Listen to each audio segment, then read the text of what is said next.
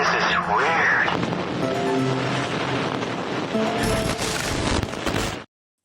From the land of conjurers, flying through the internet to your device like a UAP, haunting the unexplained and downright weird, this is the Witching Hours, and we are ready to take off in the flash of an eye. Good evening to one and all, wherever and whenever you are listening to this program. I am Frosty, and joining me, as always, is the medium Jenny Lee. How are you doing, Jenny?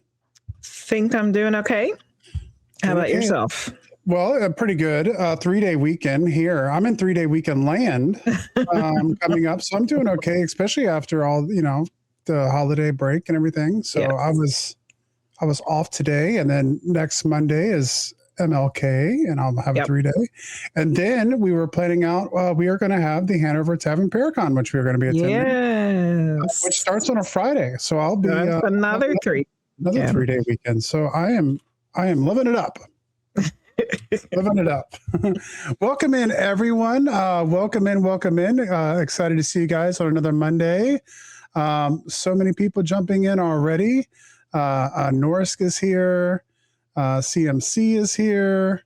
All kinds of Luis jumping in. CMC resubbed for 23 months. Thank you. He's not here right now to say thank you because he went to get a liquid refreshment. Okay, there we go. There's what.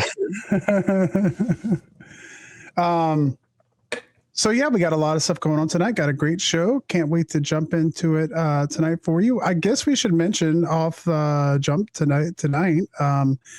We do have tickets on sale for Teamwear Takeover. That's right. It is essentially our Paracon, which is going to be at the Lord Baltimore Hotel this June 27th and 28th. We'll be doing stuff all days, all Saturday. We'll have an investigation that night at the hotel, and then we'll kind of have some coffee and a goodbye in the morning. So if you're interested in purchasing tickets, tickets are $60 a piece, and you can purchase them at thewitchinghourspodcast.com. You go to thewitchinghourspodcast.com. I just put the link in the chat. Yeah, you go to the merch and the merch page, and it'll be the first thing that pops up there. So there's a $60 ticket you can buy. That gets you in. That gets you everything. That gets you in for the day. Witchinghourspodcast.com. There's a page for Teamwear Takeover. Yeah, I think the merch store takes you right to where you purchase tickets. Yes. So if you click on, that gives you all the information you need to know. Also. Yes. If you go there, the ticket gets you everything you need. All the guests, the investigation, all the stuff we're going to do that day. There is a $40 kind of booster you can buy separately that gets you some merch, limited edition merch that we're going to make just for the event. So T-shirts and all kinds of other goodies that we'll have in a bag for you if you decide to purchase that. There are limited amounts of tickets. Yes. And I think we're about a third of the way already to being sold out. So if you would like to go, think about getting your tickets sooner than later. Yeah. And also, I guess the last thing I should mention about that is there's also blocks for rooms there at the Lord Baltimore Hotel. So there is also a link on the page you can go to get a discount on your room if you are going to join us there. So there we go. Teamwear Takeover 2026. It's going to be a great time. We can't wait. It's going to be fun. All right, Jenny, you ready to get in some news? Oh, here comes Allison with the raid. Priestess of Wonderland is raiding. Oh, raid. Hi, friends. Wonderful. Hi, Hoaxsters. Hoaxsters is here for the news. big, hairy foot stories. There we go.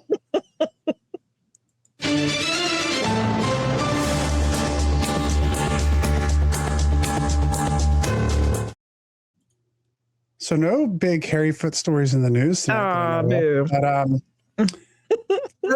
first story tonight is Chariot of the Gods author Eric von Daniken dies at 90. Yeah. So I think most people may be familiar with Daniken, but if you're not, he's the Swiss author whose best-selling books about the extraterrestrial origins of ancient civilizations brought him fame among paranormal enthusiasts and scorn from the scientific community. Has died at the age of 90.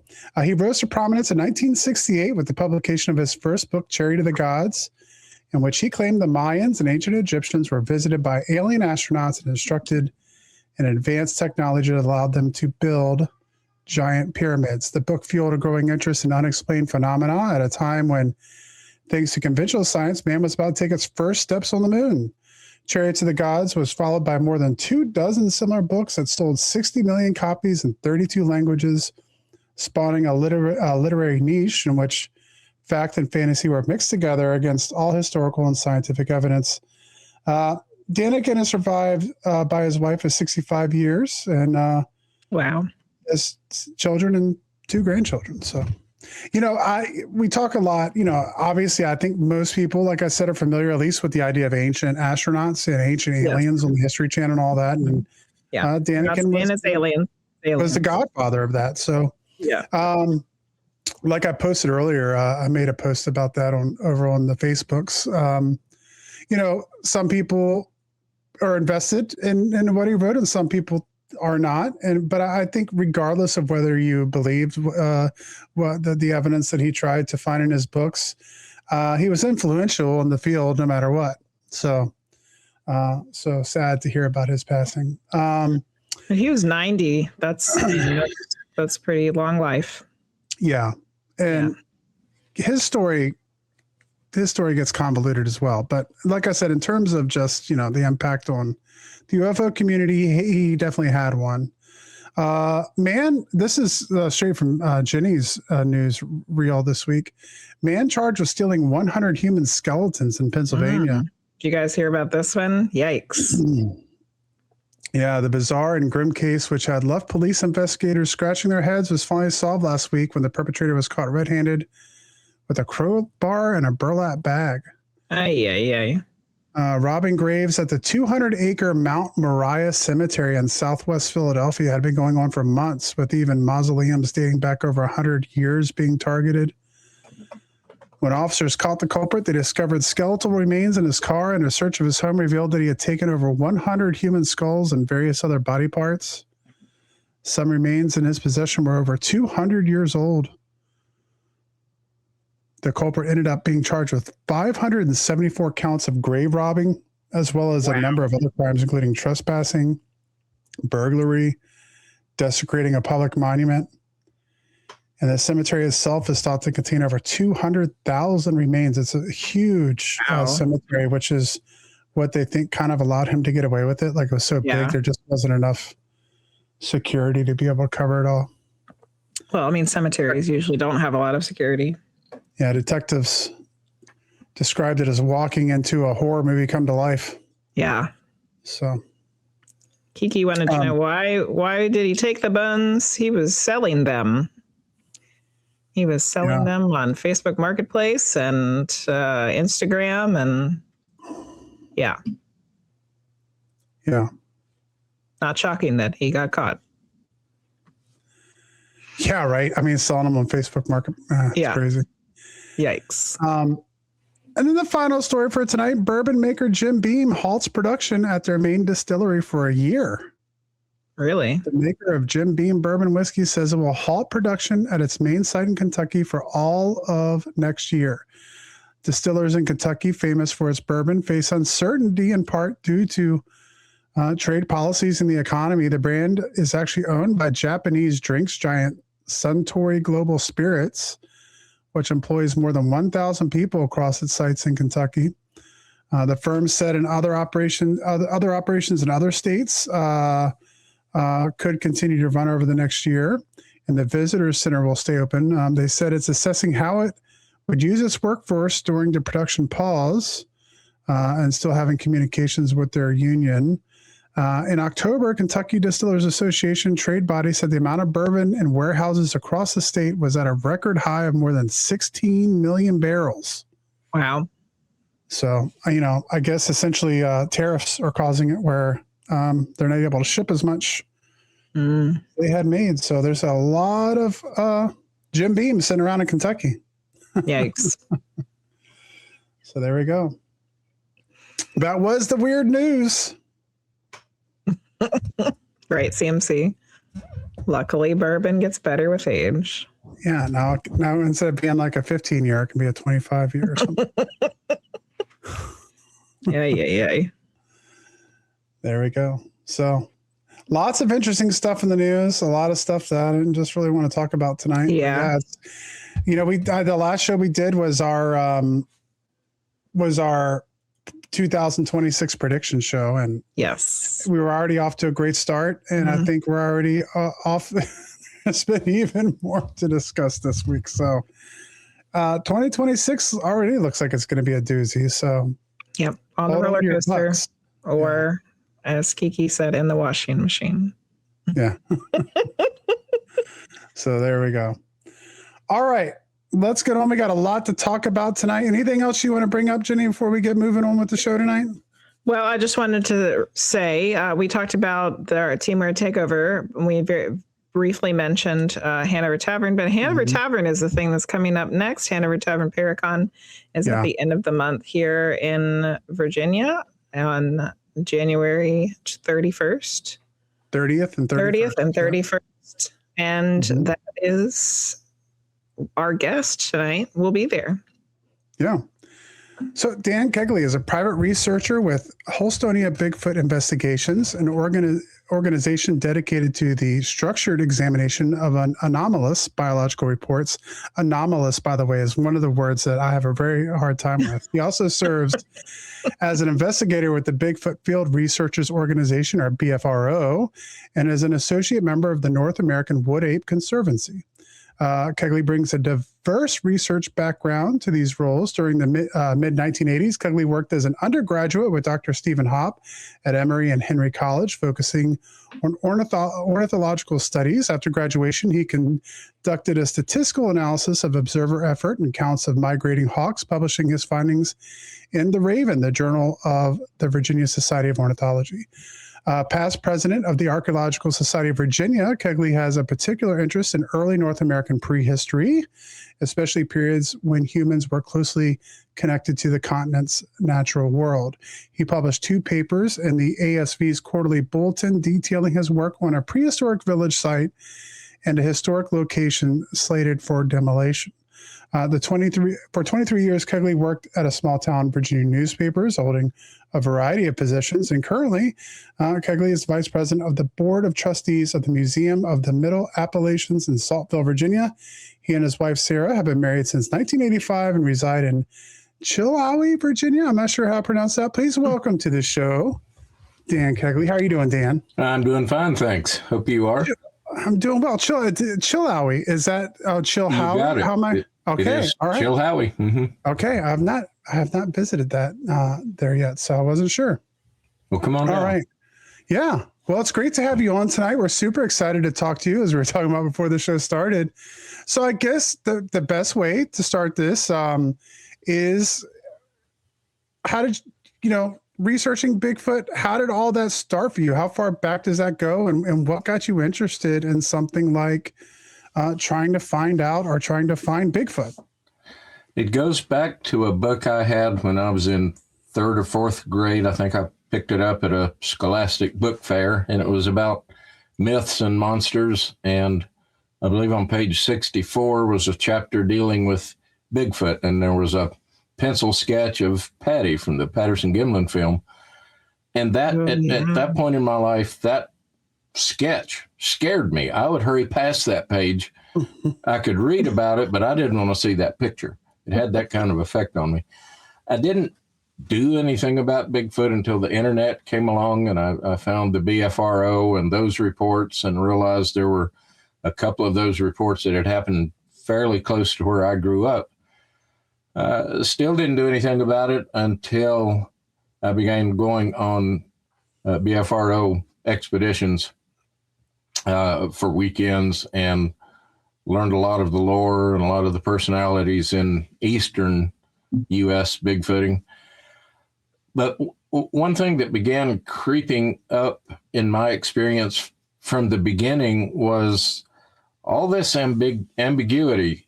I'd watch a YouTube video thinking, well, maybe here I'm going to see a piece of evidence that nails it for me, clarifies the whole thing.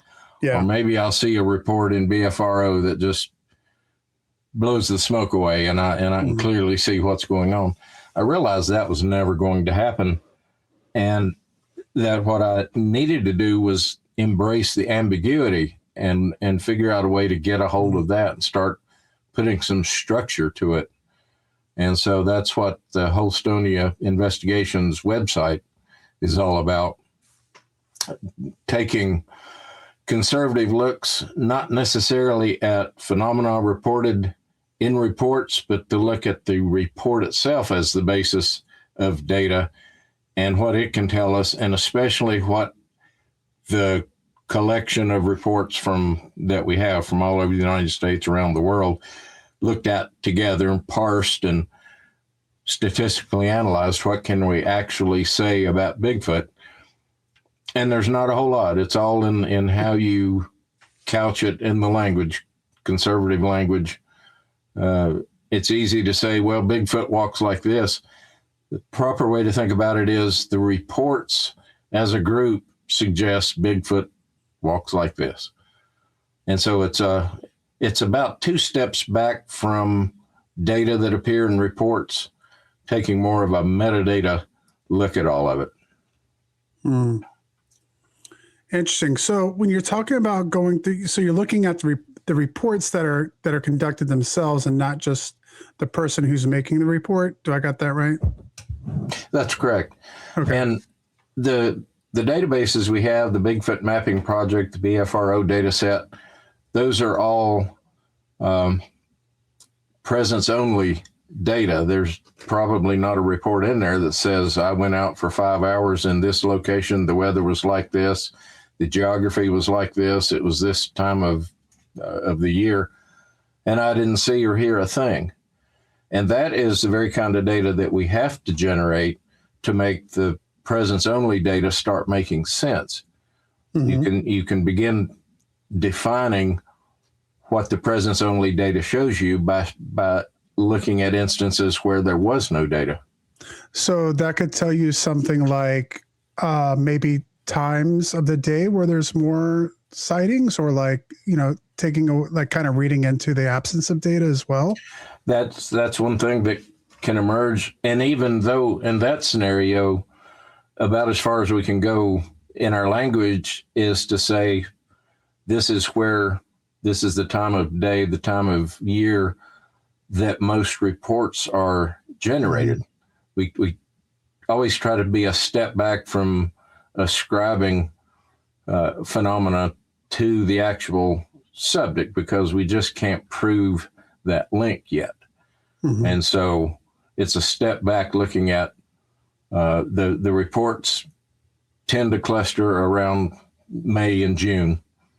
Okay. And when it rained yesterday, but today is sunny and mild, that's the kind of data that can emerge when you take the step back, the 35,000 foot view. So this is really kind of a project that's looking at just the facts, only the facts, right? just the facts and how we can speak of them. There's another researcher named Terrestrials who has the Sasquatch Data Project, and she has taken the BFRO database and some other sources and parsed that, and she can speak at length about when the most reports occur, what times of year, moon phases. She's looked at just so many factors, and that's a very useful tool. And I think that's the direction that we need to try to go as a community. It's a lot of work. A lot of people want to go out and have the personal experience, get that self-confirmation. Yeah, this is what was making those noise in Uncle Bob's backyard all those years ago. But then others of us want to impose a bit of structure on the ambiguity. Yeah. And I mean, I think that's important because, I mean, that's what you're going to have. I mean, at some point, that's what you have to have, right? Because you have all these experiences. We talked a little about this before. People have experiences all the time, whether we're talking about Bigfoot or whether that's UFOs or whether that's a ghost sighting. People have experiences, and for them that becomes real. But if you don't have the evidence to be able to showcase to the public at large, it doesn't really go anywhere. So I think something like that, where you're really trying to get hard evidence to be able to do the scientific process, is needed. Mm-hmm. Yeah. And one thing we try to be careful of, let's say you have 10 reports and they can have very similar descriptions of what happened. We need to clarify, is that an accurate characterization of what happened, or was that description shaped by your exposure to earlier reports, kind of a cultural transmission thing? What is coloring your report? Is it just the facts, as you said, or is there some interpretation from other people who have had similar events happen to them? Is that creeping in? Yeah, and because that is one thing I've heard of specifically. Being on the internet, looking at people who have talked about sightings, and even like fur color, and it was like, oh well, they had like this blondish fur, and I'm like, oh well, that couldn't have been Bigfoot because it only has this reddish brown hair or whatever. And so I know, like, I imagine if people here are kind of already colored with that information, they already have been told what Bigfoot looks like, then even if they see something that maybe was brown, maybe all of a sudden it does kind of have a reddish hue to the fur because they're already already had that information in their head, Mm-hmm. And that's why one of the things we urge is be very deliberate in note taking.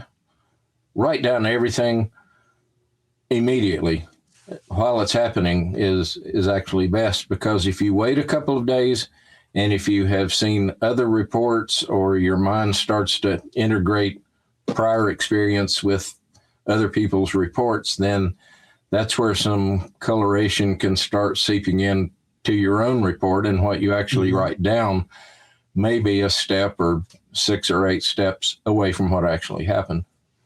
Yeah. And I can only imagine trying to get your facts straight on something like that too, because I can only imagine if you had an encounter with Bigfoot, or, you think that you saw Bigfoot, how much your adrenaline could get pumping and how much that could interfere with what you were, how well your brain was taking in information, My good friend, Dr. John Baranchak, is a neuropsychologist, and he wrote a book 3 or 4 years ago called Psychological Horizons in Scientific Bigfoot Research.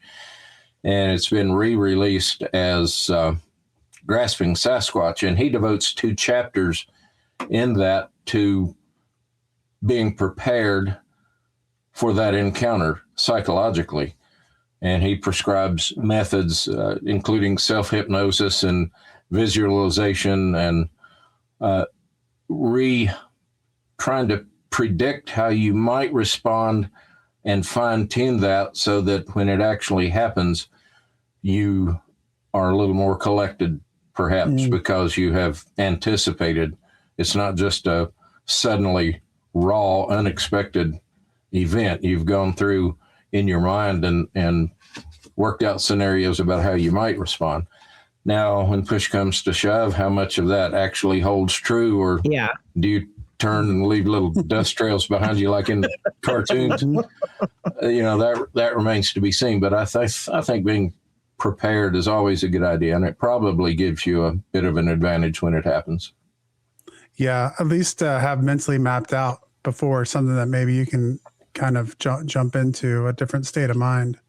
I would think that would be helpful. So where do you all collect your encounters from? Do people come to you with their stories, or do you go looking for the stories? There's some of both. I'm working with a lady who lives about an hour from here. She apparently has some activity around her house. There are what sound to be tree knocks that happen almost every night between 1 and 2 o'clock whenever she is driving home, gets home. You can, in her security videos, you can see the sweep of the headlights across the woods. And then sometime between then and when she parks her car, you'll hear, and it's like clockwork. Wow. I'm also, speaking of clockwork, I'm wondering, is there potentially a mechanical explanation for that? Security cameras for home use are not exactly high-end, high-quality technological gadgets. The microphones, they're very susceptible to self-noise and picking up sounds from the camera circuitry that's just millimeters away. Does she hear the knocks with her ears, though, when it's happening? She typically only hears them when she plays the video back. Mm-hmm. And that may be because she's still in the car in the process of getting out. But that's interesting. And when I've done recordings overnight there, especially the last time, the woods seemed to be absolutely alive with percussive sounds. There were tree knocks. There was a tree that fell. And throughout the night, there were smaller sounds like little twig snaps or maybe even finger clicks. It just seemed there was something going on all the time through that recording. Wow. And that has led me to wonder, are those woods really different acoustically? Is there that much sound happening? And the way to begin measuring that is to do some deliberate sampling there the same way, same length of time, keep all the parameters the same and do that in different locations. Yeah. And then statistically go back and say, is there a difference between this patch of woods and all these others?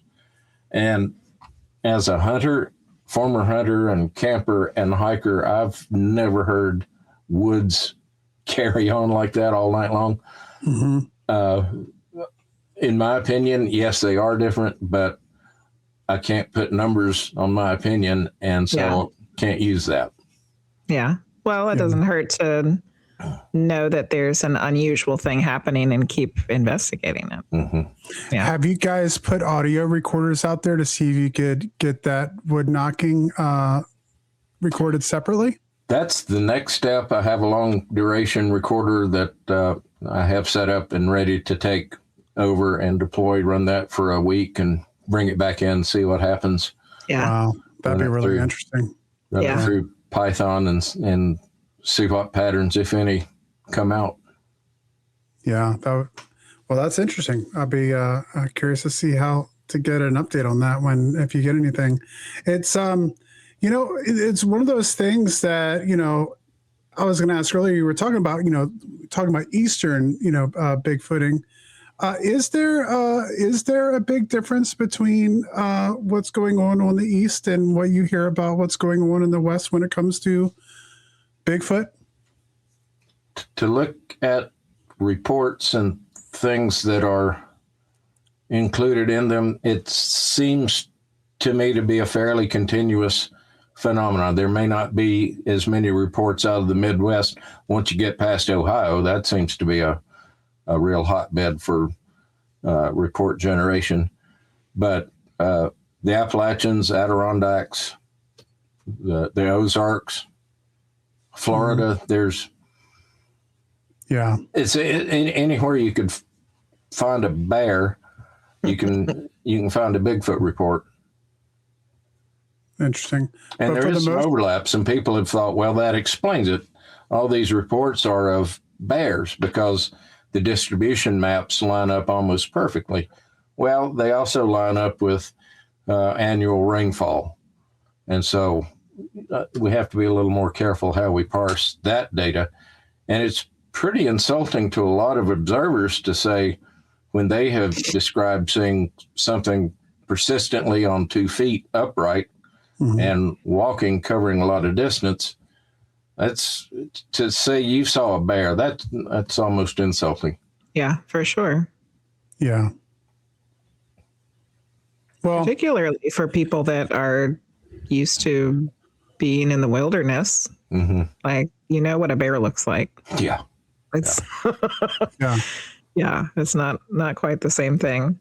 So you had talked about. I'm from Tidewater, and I know what a bear looks like because we have them down in the swamp. So it's like, I know that people who are if you live, just using Virginia as example, but in the mountains, anywhere, like just when we lived up in the foothills, you saw bears all the time. You knew what a bear looked like. So yeah, exactly. So you're talking about in the one organization that you've worked with, that you guys have gone out and done expeditions. Where are some of the places that you've gone to, and what kind of activity have you experienced? I have been on BFRO expeditions in East Tennessee, North Carolina, Middle Tennessee, Kentucky, and West Virginia. The most interesting thing that I've seen, my wife was with me on this expedition. We had a small group of us, 6 or 8 or 10, had walked out this forestry road and had come back. We sort of felt like there was some activity around us. Kind of hard to nail down, but we had gotten back outside the gate across the road where our cars were parked, and we were just standing there decompressing, getting ready to turn in and go to bed that night. Standing there talking, and from behind me, I heard whack, whack, whack, whack, whack. It was a stick coming through the leaves on the trees, and it landed in the midst of us. Wow. And to this day, I don't understand why we didn't take the hint and leave. We continued to talk, having potentially been told to get the heck out of Dodge. Yeah. So 2 or 3 minutes later, back on the other side of that forestry road gate, we heard what some people would consider a home run knock, just the loudest. It sounded to me like a log this big and probably 8 feet long had been swung against a very tall, very strong tree. Wow. And that got us in our cars and on down the road.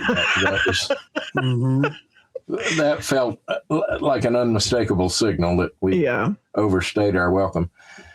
There again, we can't say, yeah, that was Bigfoot getting irritated. But, in the moment and in the social atmosphere, that's how it's interpreted. And it's fun. And it is fun. It's fun. Yeah. Yeah. It's just, once again, it's just the personal experience. I'm curious, are you familiar? I imagine you are, but with the Sierra sounds? Yes. Any thoughts on those? More questions than real thoughts. Yeah. It's hard to know exactly what that is. The first time I heard those, I thought it was Mel Blanc who did the Tasmanian Devil back in the cartoon. It sounded exactly like that. And I dismissed it. I dismissed it at first, and then I saw some people were taking that seriously, and then I ran across Scott Nelson's work. What I would really like to see happen there is a corroborative study, someone else with his skills and credentials independently. If we could find a naive person that has never heard of the Sierra Sounds or Scott Nelson, and sit them down and say, what do you hear? And then compare those two sets of findings, I think we would be rolling that ball a little further down the field. Yeah, that would be good. Because you're right. Like pretty much anybody who's involved will have heard something about that at this point in time. I imagine you could find other linguists, maybe other linguists that have not heard that sound before, which would be interesting to do. I would certainly think so. I have a sense that most academics pay very little attention to this space. And so we could probably find someone out there who has no clue about it, no idea that it exists. Absolutely. Yeah, that would be interesting. What you got, Jenny? I know this is one of your favorite topics, so I want to let you get some questions in. Have you all ever recorded any vocalizations yourselves on your expeditions?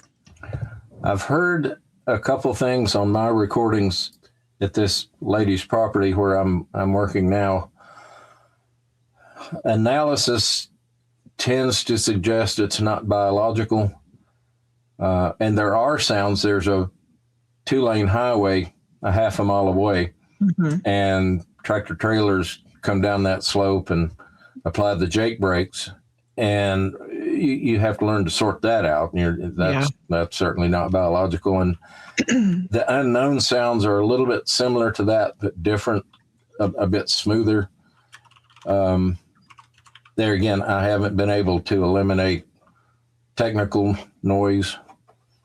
I've hopefully just acquired a better microphone, an ambisonic microphone that records 360 sound, and hopefully that's going to allow me to put a little spatial data, orientation data on recordings as they come in, and I can say, yeah, that came from the north, that came from the south, that's probably not the road, or it came from the east, that could be the road. Awesome. That'll definitely be helpful. Yeah. You know, I came from the direction of the road. It was probably one of them tractor trailers. So I was thinking about the way that you explain the way that you look at the data. And one of the words that you use in it is biological. So that's suggesting that you believe that you are specifically looking for a biological animal. That's the position that personally I have to come from. Yeah. Out of all the cryptids, Bigfoot is the most evolutionarily plausible. For sure. Pretty much anything else requires a violation of Occam's razor. Parsimony, you have to invoke at least one other unknown, if not a half a dozen others, to explain an unknown. And we have enough knowledge of paleontology and anthropology to be able to fit described Bigfoot behaviors and characteristics into what we know from earlier species of humans and apes. And we can see where behaviors and characteristics overlay those best. And that's where we can kind of begin to say, well, this looks like. And my final opinion on that is that Bigfoot is a hominin. It's related to us. It's not just a dumb beast out there. That apparent self-awareness, in my opinion, if this thing exists, sets it apart from any other species besides us.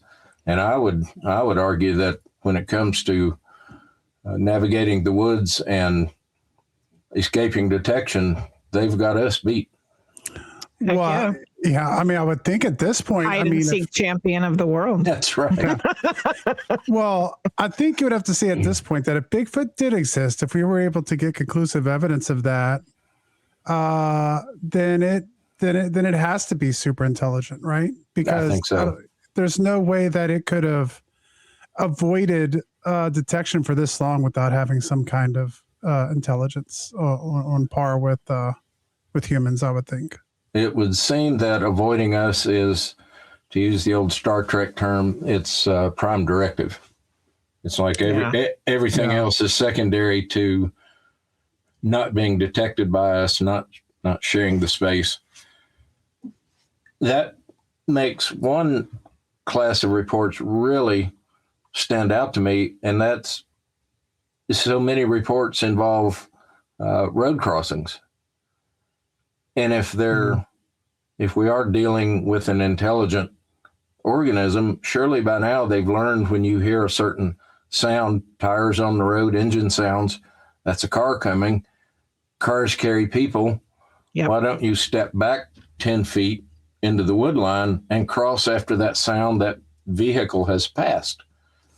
That's something I want to look at statistically at some point and see if there's any sense to be made of that. Some people have just suggested they're walking on a trail that they walked for generations. And maybe in that frame of mind, they're a little bit on autopilot. They know where they're going. They know how long it's going to take to get there. That road that they're coming up on is new enough that it doesn't really fit their mental map of where they're going. And so they kind of ignore it. I think that discredits Bigfoot's adaptive intelligence. I think it's capable of seeing something one time and assimilating that information. But that just makes road crossings very, very interesting to me. Yeah. If they can hide from us all the other time, why are they letting themselves be seen crossing the road? Yeah, I never thought about that. Yeah. And and there's been so many so many reports of like almost being hit or like we've just seen videos ourselves of like something running out in the road right in front of a vehicle. Yeah. So if they're that intelligent, why does that still happen? I mean, that's a lot of questions there. Yeah. I guess, there's a lot of ways we could go with this too. I guess one thing is that would lead to another question. If we're talking about, roads and accidents and stuff, why do you think we've never found any evidence of a body of a Bigfoot? I think there's several things that play into that. North America as a whole, especially the topography and climate where Bigfoot is reported to be, is not conducive to persistence of remains in the environment. The worms go in and worms go out, and microorganisms will do a number on a skeleton in no time, and scavengers will scatter bones. I think that they may choose to die like lots of carnivores do. They may try to get off the beaten path, have a little privacy so that maybe they're not found, whether they're conscious of that as a decision or whether it's instinctive. I think maybe they just don't die where they're easily found. I've thought one of my, I'm not an expert in it by any means, but I really do like learning a little bit about other hominids, other humans, Neanderthal and Cro-Magnon and all that kind of stuff. And one of the things that it was a documentary that me and you watched, Jenny, on Netflix about, these other hominids who had buried their dead or, things like that. I can't remember how to pronounce it right. It starts with a D. That's, yeah. Yes. But, it makes you wonder too, if we are talking about a creature that is branched off of this, Homo erectus, Homo sapien, whatever tree here, then it could, then we're probably looking at culture, some kind of culture, and not even to start getting into like religion or spirituality or definitely belief like social structure, which maybe could explain some of that. I don't know. But that's one thing I've wondered about because it has been so difficult to be able to find evidence of. So if there's some kind of burial or caves that they use or something, I don't know. I think all of those cards are on the table. Yeah. And we just got to figure out how to interpret those.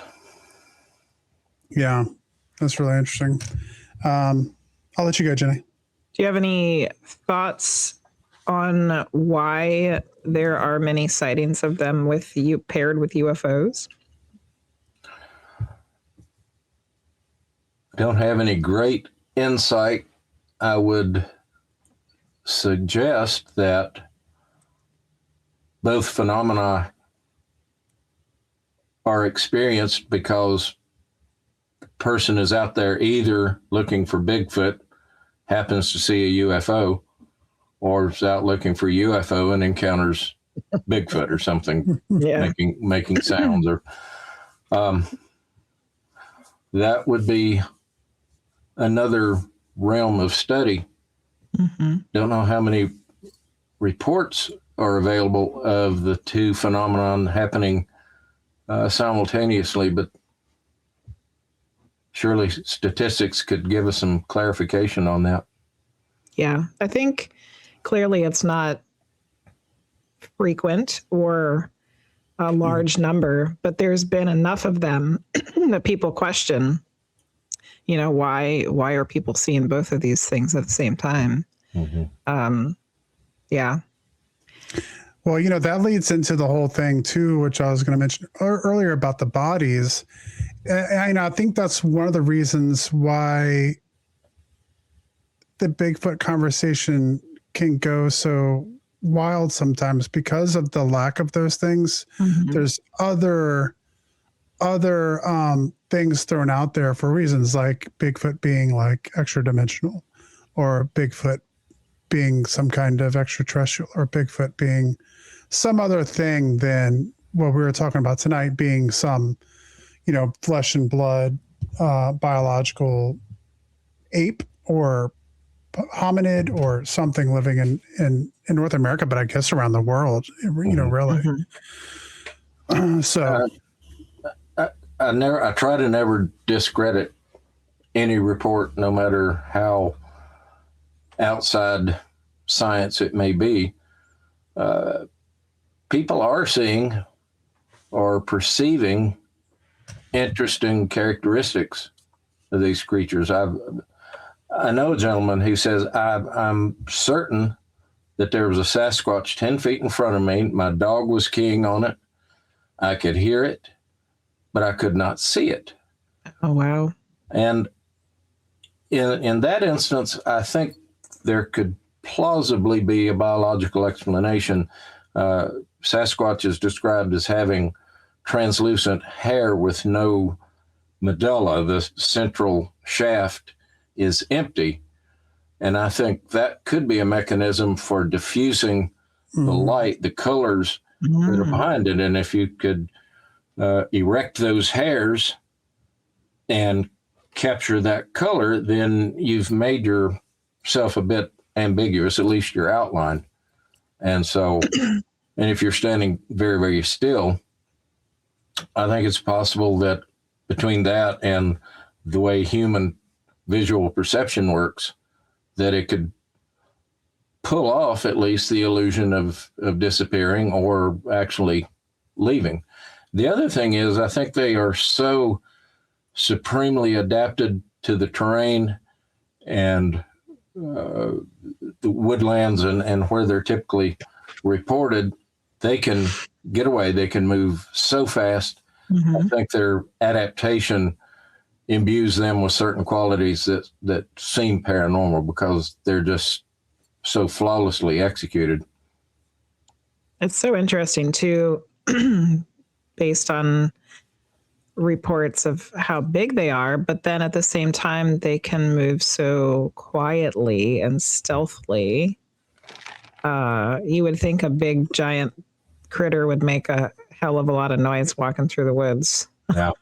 yeah. It is a paradox, isn't it? It is, yeah. Well, as Dr. Jeff Meldrum thought, the hinged foot, I'm losing the term for it right now, but that mid-tarsal flexibility may allow them to step quietly, more of a rolling step than a stick breaking. I understand that Native Americans could stalk deer and other prey with that rolling step kind of on the outside of their foot, bring the heel down, roll. That allows you to feel if there's a stick there, then maybe you shift a little bit so that you don't put your weight on it. So I think there's a similar type of locomotion going on in reported Bigfoot movements. Yeah, I can see that. Yeah.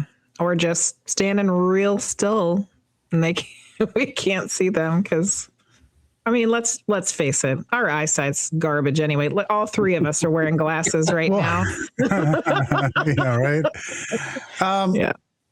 Well, that's one thing that I was getting ready to say is humans aren't very well adapted. No. For we're not very observant and we're not patient. Compared. Where's my phone? These days we're looking at our phones. Yeah. Yeah. Orwell was absolutely right. Yeah.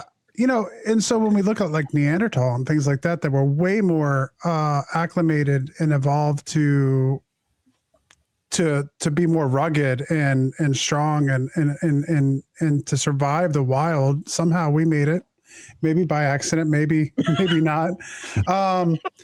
I guess you could imagine that something like us could be just way more adapted and well suited to live in a natural environment, which would have those things, how to walk quietly, like all the other animals can, essentially. Yeah. I think it's absolutely plausible.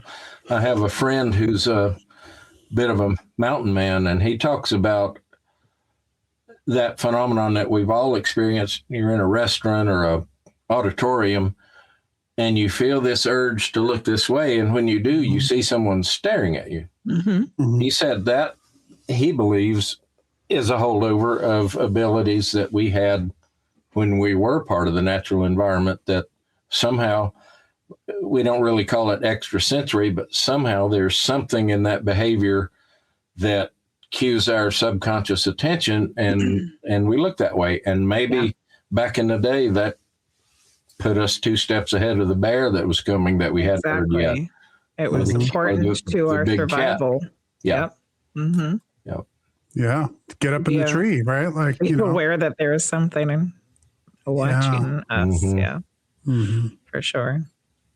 I have a fun question for you. Okay. Well, these are all fun. What's your favorite name for Bigfoot? Oh, yeah. Because there's a lot of them. Every region has a different name. I think it's Bigfoot because that's the one I tend to default to. Yeah. Mm-hmm. Someone recently pointed out Sasquatch is a cultural term that kind of belongs to the Native Americans who had the experiences long before we got here. Mm-hmm. And not that we're appropriating it, but I think that term kind of conveys a different understanding of the subject that we're talking about. Yeah. Because it would take on the cultural aspects of that as well and religious. Yeah. Right. Mm-hmm. And Bigfoot is probably not PC. It's probably maybe a pejorative as far as we may find out one day. When we'll have to find out if they get offended we first. Hated that name. I mean, I think if I was a Bigfoot, I'd be pretty upset. That's the way that you're thinking of me is just because I have giant feet. Thanks. Yeah. It's like nobody ever called Jimmy Durante Big Nose, or maybe they did, but I bet he didn't like it. Some of my favorites are the wood booger and the skunk ape. Mm-hmm. Those are 2 of my favorite ones. Yeah. I think I was interested, talking to some of our Australian friends about the Yowie. The Yowie, that's a good name too. Yeah. That is a good name. Yeah. Mm-hmm. For a while, I favored wood ape, but to me, that's even more pejorative potentially than Bigfoot. Yeah. Yeah. Well, all they have to do is come let us know what they want to be called, right? That's right. Yeah. We'll listen. All they have to do. Yeah. Come tell us. We don't want to have to call you Bigfoot if you don't like it. Yeah. Yeah. Well, there's a lot of good names though, everywhere, all around the world. I had never heard of woodburger. Of course, I'm from the eastern part of the state, but found out that's a common term out in Western Virginia for them. So I was not aware of that one. So we default to that now. That's what we. Yeah, that's what we refer to. I think the first time I was introduced to Bigfoot, you had mentioned earlier, I think for a lot of people was the Patterson and Gimlin film. And I've gone back and forth with that film probably my whole life of watching, Unsolved Mysteries and I'm drawing a blank now on In Search Of and all these things that I've seen it on. What is what's your thoughts on the Patterson Gimlin film? I remember watching a slowed and enhanced version, not enhanced that things had been added, but what clarity could be brought out had been. And when you see the tendon behind the knee on the right side, there's 1 or 2 particular steps. I thought, that has to be real. That just looks so biological. I think if suit technology existed at the level that is a suit and it looks that good, then Planet of the Apes, when it came out about that same time, wouldn't look as cheesy as it does. Yeah, it should have looked a lot better. Yeah. And 10 or 11 years later, Chewbacca wouldn't look like Peter Mayhew in furry pajamas. Mm-hmm. Yeah. So that to me just doesn't hold water. But it's again, we're constrained by conservative inference about what we can say about that, I think I come down on the side that very well could be the best evidence that we have. If it is proven to be something else, then I think we'll have learned an awful lot about if it's a hoax, perpetuating a hoax, and maybe that makes us better in the long run, less susceptible to being fooled. Yeah. Yeah, I think that, there's some really important things about that one. That was to be my next question actually is that the best evidence that we have? Which you've kind of answered there, but that film is very interesting. I've seen where they've gone back out to that same location and tried to kind of measure the distances, and man, there's a big gate there. And that's a big step that it's taking. And so it really is, especially now today where we live in a world of AI, and I don't do a lot of editing, but I have video editing software for this podcast and all that stuff. And there's all kinds of crazy things.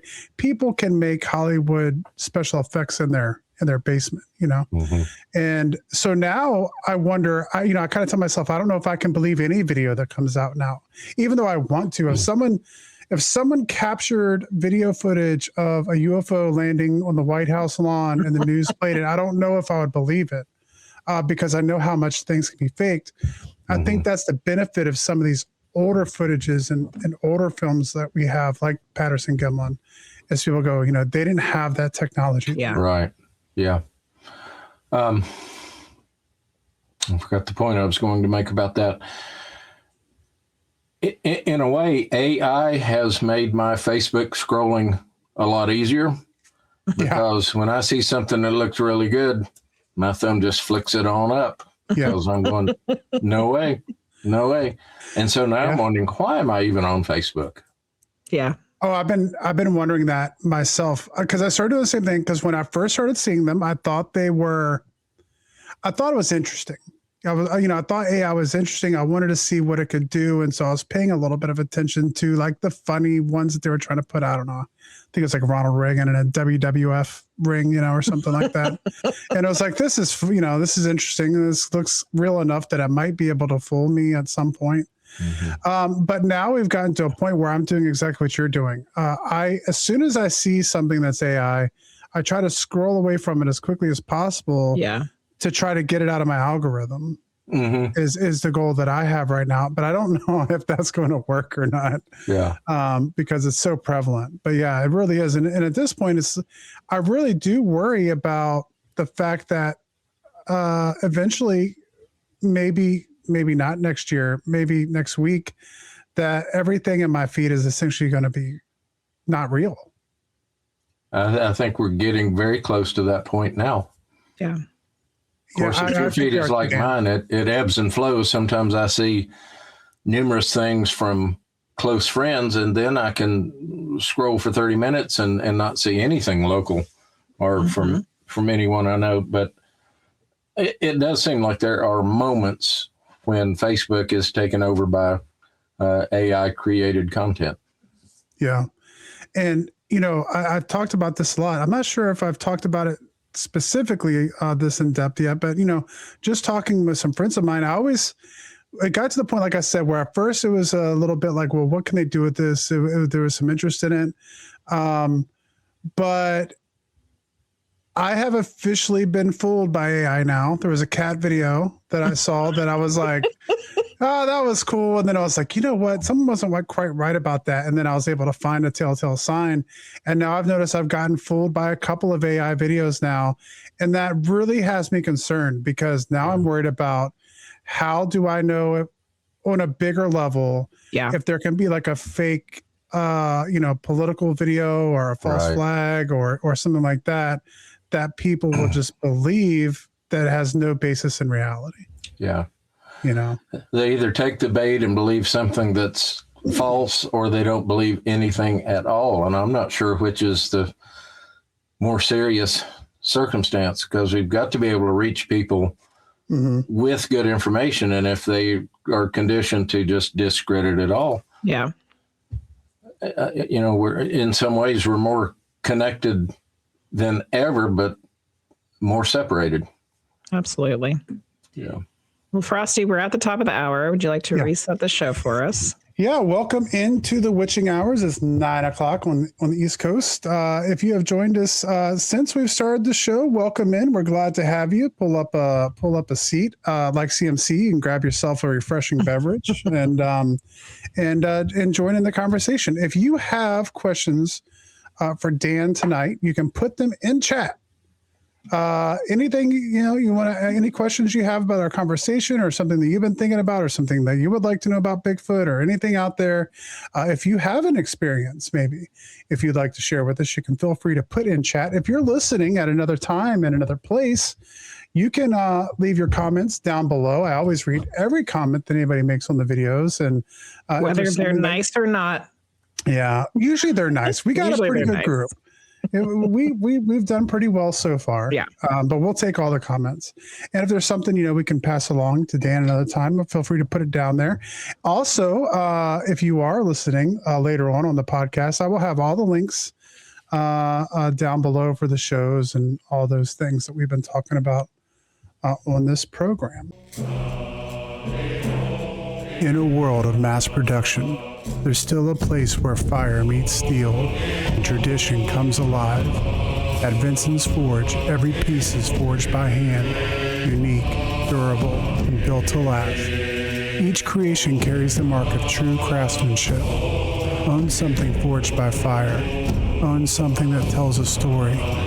Vincent's Forge, handcrafted, unforgettable. Available now on Etsy. If you are watching the show or hanging out with us now, then you already know Medium Jenny Lee. But did you know you can book a private session, explore her spiritual services, or check out her latest content all in one place? Head over to mediumjennylee.com. Whether you're seeking guidance, answers from beyond, or just curious about what the spirit world has to say, Jenny offers personal readings, mentorship, and more. Don't miss your chance to connect directly. Visit mediumjennylee.com and take the next step on your spiritual journey. Your journey to the weird is just a click away. And just a reminder, Dan is going to be at the Hanover Tavern Paracon, as will we be in Hanover, Virginia, on January 30th and 31st. Coming up. Before we have a question from Luce, but before I was going to say real quick about Hanover Tavern Paracon. The great thing about that is when we have guests on the show. Yes. I'm always like, man, it'd be really nice to be able to meet in person, and and we do. We'll get to meet Dan. Now we'll get to meet Dan in person. Just a couple weeks. So coming up. And I want to go. We might as well use the opportunity here. We have the Hanover Tavern Paracon website. I'm going to take that and I'm going to put that over here in chat. So if you're interested in attending the Hanover Tavern Paracon, you can click on that link. I'll have that down below under the video as well. So you can go there and purchase your tickets. All kinds of great things are going to be going on. Lots of speakers. Yeah. A paranormal investigation on Saturday night. Yeah. I've already said it before we air tonight, but we've been to quite a few cons, and I guess I'm a little biased because this is the closest one to home, but I'm not. But I am being very honest about it being a very fun event. I look forward to this one every year. So before I ask Luce's question, Dan, what are you going to be talking about for your lecture at Hanover Tavern? I want to talk about how we can bring structure to anomalous experiences. I'm going to start with some paranormal things that have happened to me that I can't explain, one of which was corroborated in real time. It was almost like having a single blind experience or experiment. And then paralleling that with Bigfoot, and some of the same techniques can help us begin to make sense of both of those, as we've talked about earlier, taking really good standardized notes, noting not only when things happen, but when they do not. And over time, when you go back through your notes, some patterns, if they are there, will emerge, whereas they may not in your memory, because your memory is selective for the actual events. Yeah. And I mean, that's just where the emotion is, and that's what registers a memory. And so the negative events kind of get tossed by the wayside. But when you can put all of those together and see when things happened, then you can potentially move into predictability. And if we can do that in both of these fields, and replicability, if we can do it over and over ourselves, as well as have people come behind us and do it and get good results, then that's when we're getting somewhere as far as a science in both of these fields. It's so funny because our little daughter has been watching this science kids show called Odd Squad. And that's exactly what they do in like every episode. They like find all the data for a problem that they're having and they put it in a chart. And it's so cute. It's like exactly the same thing that you're talking about. I love it. I'm going to write that Odd down. Squad. Yeah. I got to look it up. I think it's on Netflix. I know. Okay. Trying to find good educational stuff for kids is always a benefit nowadays. It's a good one. So Luce has a question, and we might have to preface this with a little bit of information. So Luce's Want to get weird? Yeah. We're getting on the woo-woo train here, Dan. Be prepared. Okay so Luce's question is, Bashar says that Sasquatch, Yeti, etc. are evolved Homo habilis and Homo erectus. What are your thoughts? Let me tell you about Bashar in case you do not know. Bashar is a channeled entity through a man named Daryl. What's his name? Daryl Anka. So Daryl Anka channels this entity named Bashar, who is supposed to be like a higher dimensional ET person. And he answers a lot of questions that we have just about all kinds of things. So that's what the entity Bashar had to say about our Bigfoot. What are your thoughts?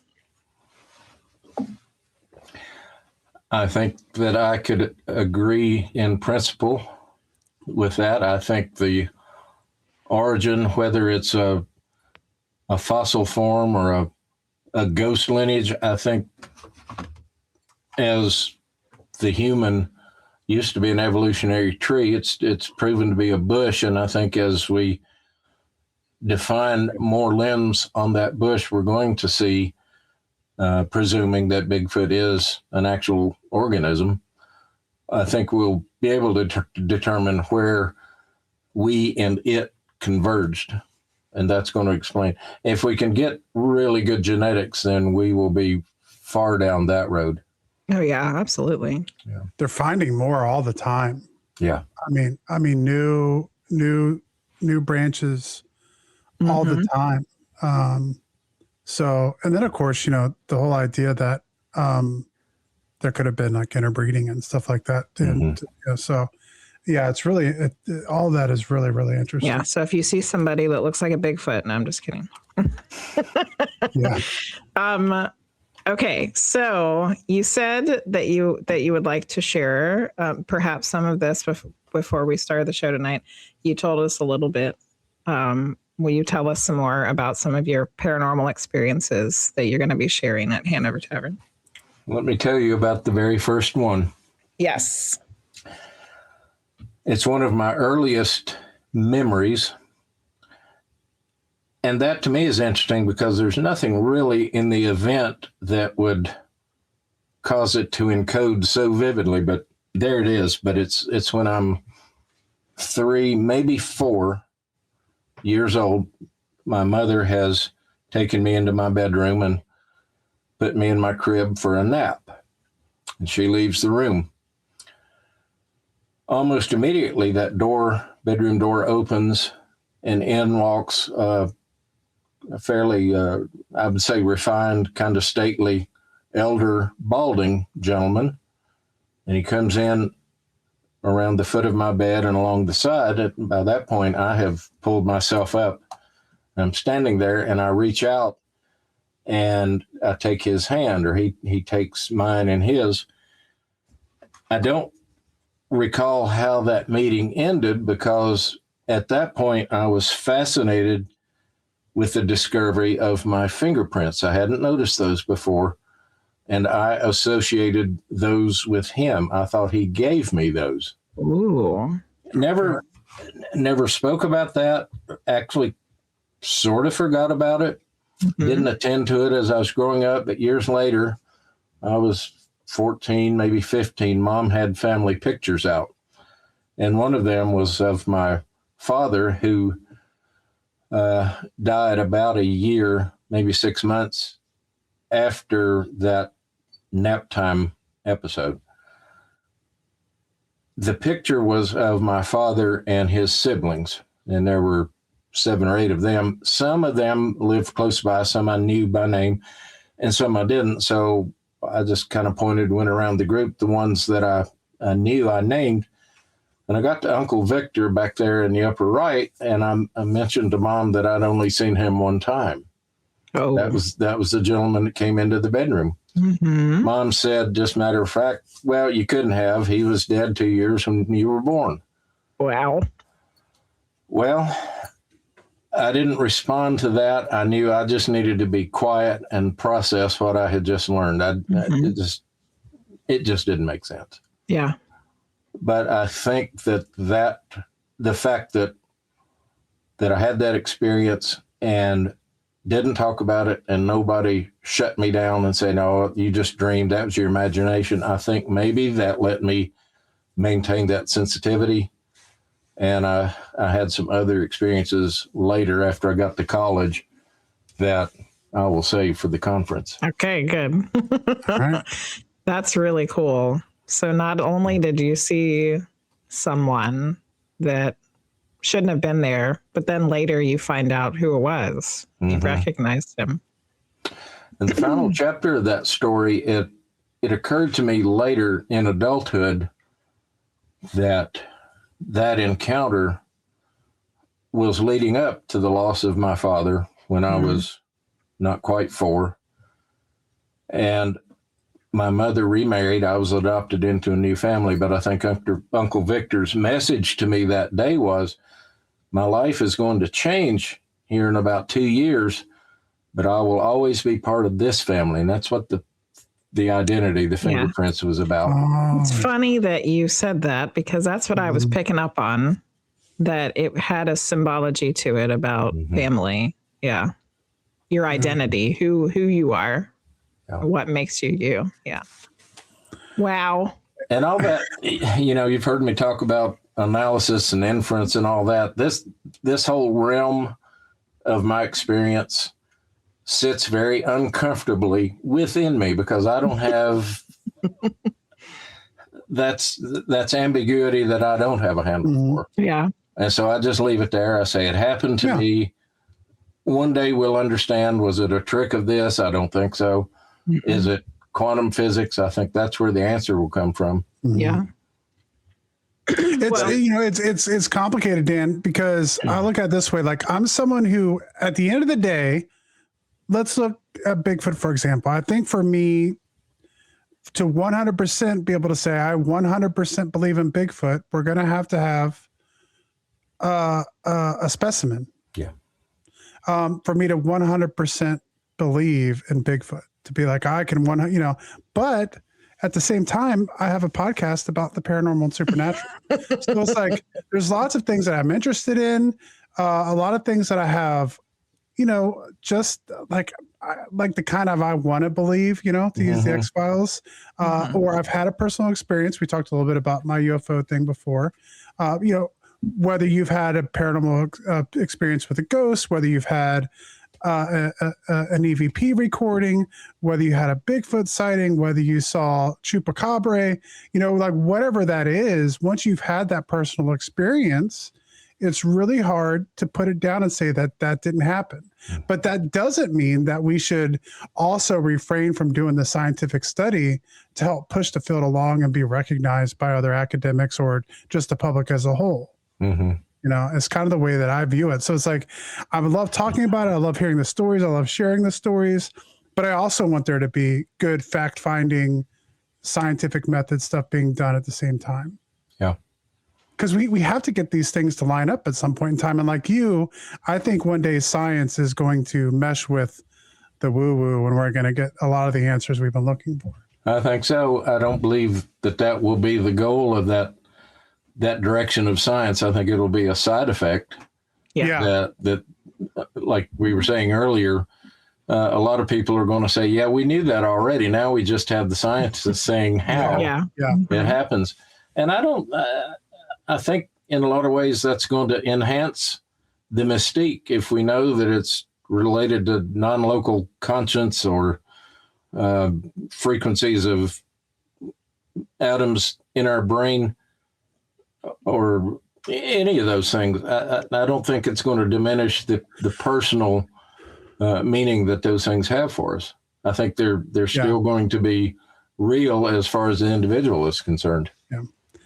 CMC made a good point with what I just said. He kind of called me out already because I think I agree with him. He said, I would have a belief in the moment if infrared night vision captured an encounter that coincided with a video moment. So you're right. But, to me, that's also a specimen. Like if I see it with my own eyes, at that point, I don't need a spreadsheet to tell me, what I saw. So I would agree with that, CMC. Such as a drone.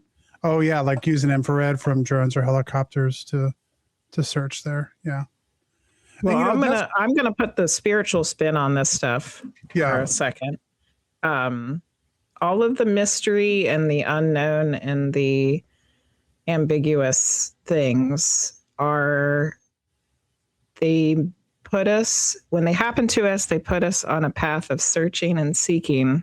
Mm-hmm. And the searching and seeking is important and is part of our journey back to source. And that's the woo-woo spin on all of this. I like that. It's a little long for a t-shirt, but I like it. Well, it's fun too, right? Oh yeah. It makes life interesting and fun when there's so much other horribleness in our Earth school we have to go through. Yeah. Well, kind of bringing that back around to some of the ghost stuff we were just talking about, that's one of the things that I've, I don't know how much you've gotten into that world, Dan, but like EVPs, electronic voice phenomena, like recording, that's one of the questions I have because we've gotten some pretty good EVPs. Now, once again, I don't know how much I believe other people's EVPs unless I was there when it was recorded. Yeah. But I believe mine. And back in the day when everything was analog, there were a lot of skeptics who said that the EVPs were just people recording on old tapes and you were hearing stuff come through, bleeding over and stuff like that. But now that we're using all this digital and we're not using analog tapes that can be recorded over, I wonder why there hasn't been more scientific investigation into things like EVPs, or at least some kind of scientific, I haven't heard a good scientific explanation for why that isn't evidence. Mm-hmm. or why it is evidence or anything like that. It just almost seems to be kind of ignored. I think there's a barrier to entry for academics in that field. There's a paranormal school over at Duke University, and there's another college or school or two around that have dedicated departments to that. Yeah, UVA. They're finding interesting things, but it's almost like dairy farming. If you aren't born into it, it's pretty hard to get into it. Now, I don't know how you get born into an academic field, but it's hard to take the risk of coming from outside that field into it. That's why there's so few people who have come from outside Bigfooting and darkened the door and come in to make contributions. Dr. Jeff Meldrum and Dr. Goodall are two examples of that, but they're exceedingly rare. Yeah. It's a high stakes move. Well, and if you're someone who's built a lot of time getting degrees and going to school for a long period of time, especially get a PhD, you're looking at quite the workload. A lot of, there's definitely a fear of throwing away everything you've worked for. Sure. To be discredited, I have mentioned that when we've talked about Bigfoot before, when I was in college, I had a professor when I was working on my master's, and he was talking about always having to go to these dreadful historian conferences, and they had to go listen to speakers. And he's like, they would just get so dull sometimes. And it's all the same people that he saw all the time. And he would get bored at them. And so he said one night he was up there and he was going to get some drinks at a bar when they were at that conference. And he sat down and he asked the guy next to him, he said, "What do you do?" And he said, "I'm a Bigfoot researcher." And the guy, and my professor said, and I sat there and talked to that guy the whole night. So of course, after class, I went up and talked a little Bigfoot with my professor, but yeah. So they're out there, but they just don't want to necessarily put their name to anything, Yeah, that's right. We need to let them use pseudonyms. Yeah. Yeah. Scientific publishing, that brings in a whole new set of circumstances. You really can't do that. But I think over time, that barrier will become lower. I think that's starting to happen in Bigfoot. It's kind of happening across the board in a lot of things. Yeah. Yeah. Not as taboo. Mm-hmm. Well, if there's one thing that could be done kind of from the scientific community for the world of Bigfoot research right now, what would that be for you? That took a slightly different turn than I anticipated. Would you say that again? So like if we could get buy-in from the scientific community, if you had like universities or whatever, or someone who's want to come in and say, "Hey, what can we do to help with Bigfoot research?" What do you think that could be, and what would you like to see happen if could be like more money and stuff like that thrown at Bigfoot research? Well, I think that has begun. Darby Orcutt's genetic study of, they don't call it the Bigfoot Project, but that's what everybody outside the school calls it. Okay. They're accepting samples, hair samples, tissue samples that people think could be from Bigfoot. Mm-hmm. I understand out of 100 samples, there's 1 or 2 that are proceeding through the testing because they continue to be interesting. They haven't been identified or discarded in an earlier process. I think that has a potential to do what you're saying, to really establish this as something that science can legitimately and safely take a look at. Nice. It's not bear hair. No.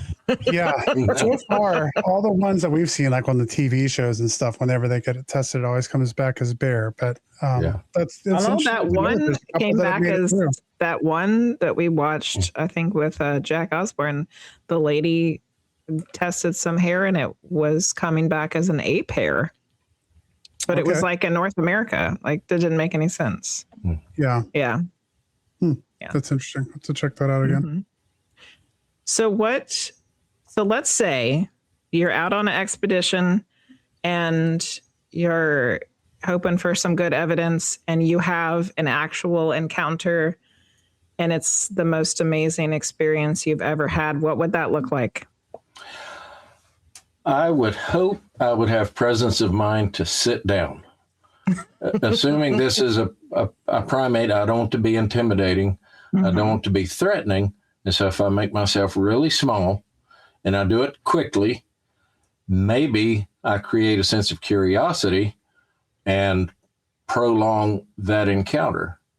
The other part to that is I understand you're not supposed to make eye contact. That's going to be really hard. Yeah. I'm going to be looking at what I'm trying to see. But I hope that I would approach that encounter that way as a way to just prolong it, to get all the information I can out of it. That'd be cool. Yeah, and that was different than what I expected, because I think most people like, I want to get my phone out, I want to get the video evidence. But to sit down and to prolong that, I think is actually a really great answer. Yeah. Because the phone can come out later. Yeah. Because if you make that sudden move, then the moment may end. Mm-hmm. Yeah. Yeah, that's why I thought that Shadow was Max said that's what he does when he sees Frosty. Sit down and don't make eye contact. I mean, Frosty is almost Bigfoot size, so yeah, that makes sense. Yeah. Hey, that would be Yeah, I'm amazing. getting a little more hairy too. So yeah. I always think of Harry and the Hendersons when the guy who researched, hunting Bigfoot all of the years finally gets to see Harry, and Harry just reaches down, puts his hand on his head. Like, I always think of that when I think of Bigfoot experience. Like, having a moment, having a connection with this animal or whatever it might be would be amazing. Yeah. I'm curious too. Have you ever? Because I know you're approaching this from the scientific angle, and like I said, I think that's great. But have you ever thought about? Have you ever gone out with any woo-woo people looking for Bigfoot before, like using psychics or mediums to maybe try to get you in a right place in the woods or something like that? I have never had that opportunity. I've read about people who do that, and sometimes they have. I'm volunteering myself. Very enlightening experiences. I would certainly be open to it. I've been out with folks just by happenstance that were more focused on that side of things. But to have like an interpreter or a go-between or something, I've never done that. That would be interesting. Yeah, I love Bigfoot stuff, so I'd be all about it. And I've never had a Bigfoot experience, but I'm also not out in the woods very much, so that makes sense. Frosty's an indoor guy. Yeah, I'm kind of an indoor guy. You do have a Bigfoot behind you back there. But I it's do. Just I got a an tiny alien one. back there. But yeah, I mean, because I was thinking, even from a scientific perspective, if you happen to be in the right spot, it wouldn't matter. You could still gather the scientific evidence. Sure. Yeah. Yeah. There's research design that could be built around that. Absolutely. Mm-hmm. Interesting. Just do that over and over and over and record what happens, what doesn't happen. Very doable. Well, I want to give everybody an opportunity. Once again, if you have a question for Dan, please put it in chat and we will get that question to him real quick as we're getting ready to head out. We just want to mention one more time that Dan is going to be at the Hanover Tavern Paracon. That is coming up on January 30 and 31st. We'll have the website down below that you can click on to purchase your ticket if you would like to come and visit with Dan and the other guests that we're going to have on throughout the rest of January. Dan, do you have anywhere that people can find the work that you're doing that we can put out, and any places that you would like for people to look find you online? HolstoniaInvestigations.org. That's HOLSTONIA. And you can include or not include the hyphen, then investigations.org. Which I did share on Twitch. It's pinned at the top, and it's also being shared again over on Facebook at this moment. Rusty, I'll have it down in the chat. I was going through your page looking at things, and I believe it was the reference library. You have a bunch of different audio clips on there, vocalizations, and I think there's one video and 4 or 5 recordings. That I have to be very careful how I step through that minefield. What appears in that reference library are certainly not definitive. We can't say, Bigfoot made these sounds, or that's an image of Bigfoot. Mm-hmm. But we can say these hold up to lots of questioning better than other examples. Mm-hmm. And as such, we can use these to begin comparing other things, perhaps even refine these as other things come in that withstand the scrutiny. Mm. And so hopefully at some point we've created a library where people can compare sounds they've heard that they think are Bigfoot and come into compare to ones that, as I say, can't be proven to be Bigfoot, but that have withstood the scrutiny and stand as possible examples. Excellent. Yeah, so you can go over to the website and check those out. They're pretty cool. We do have one question from Shadow Max. If you had the chance to actually capture and take captive a Bigfoot, would you, or would you leave them to be free? That's a catch-22 I live with. I acknowledge that there will have to be a specimen.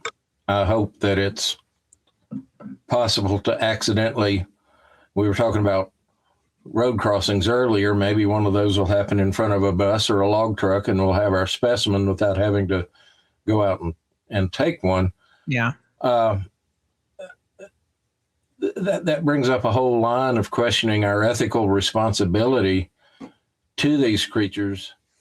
And I talk about that a good bit in papers on the website. I would not want to see one captive in a zoo. Yeah. Yeah.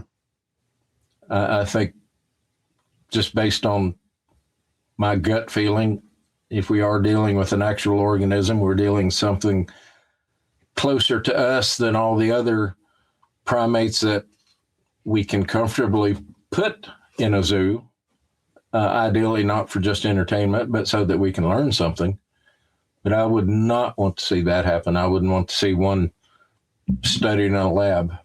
Yeah. I think there are non-invasive ethical approaches that would have to be taken. Even if we can't learn absolutely everything, if we can learn enough to understand what it is, offer it some protections, and treat it ethically, then maybe that's as far as we need to go with it. I like that answer. Yeah, excellent. All right, guys, we've hit the end of the show tonight. Thank you so much, Dan, for coming on and talking to us. Yeah, we really do thank you. It's been a pleasure and an honor. So for all of you who are listening at another time and another place, we will see you all next time.